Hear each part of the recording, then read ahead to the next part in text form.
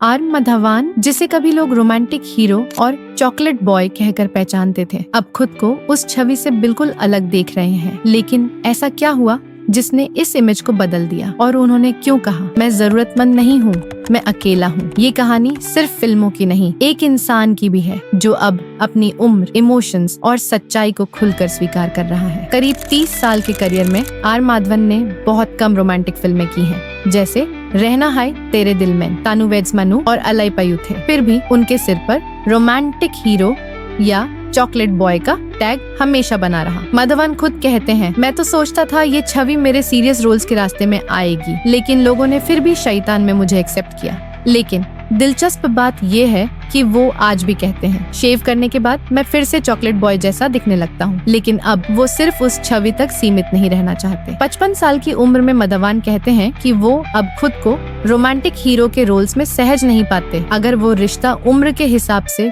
Fit नहीं बैठता तो स्क्रीन पर वो सही नहीं लगता। उनकी नई फिल्म ए जायसा कोई में उनका किरदार 42 साल का है और उनकी को स्टार फातिमा साना शेख उनसे 10 साल छोटी हैं। लेकिन फिल्म में कोई इंटीमेट सीन नहीं है, हमने बस एक डांस सीक्वेंस किया है। उसमें भी जब पास आते हैं तो कोई ना कोई डिस्टर्ब कर देता है, वो मुस्कुराते हुए कहते हैं। वो साफ तौर पर आज के सिनेमा में इमोशनल डेप्थ को ज्यादा महत्व दे रहे हैं, बजाय सिर्फ शारीरिक नजदीकियों के। माधवन ने जो सबसे भावुक बात कही वो थी अकेलापन। वो अक्सर शूटिंग के लिए परिवार से दूर रहते हैं।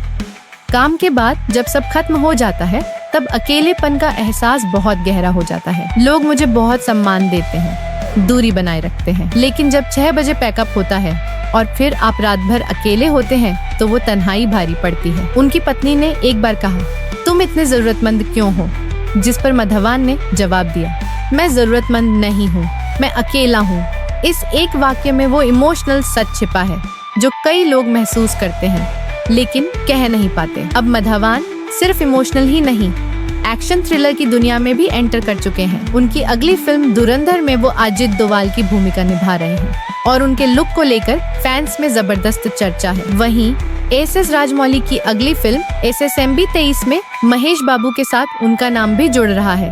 हालांकि वो खुद कहते हैं अभी कुछ भी कंफर्म नहीं हुआ है, पर ये तय है कि माधवन अब उस जोन में है जहाँ रोमांस से लेकर रॉ थ्रिलर तक हर किरदार को वो अपने हिसाब से जीना चाहते हैं। आर माधवन अब सिर्फ एक चॉकलेट बॉय नहीं, बल्कि एक ऐसे कलाकार हैं जो खुद को, अपनी उम्र को और अपने अकेलेपन को स्वीकार कर रहे हैं। वो अब रोमांस के पीछे नहीं भागते, वो सच्चाई को पर्दे पर लाने में विश्वास करते हैं और शायद इसीलिए उनके फैंस अब उन्हें पहले से ज्यादा पसंद करते हैं, क्योंकि वो अब रील नहीं, रियल लगते हैं।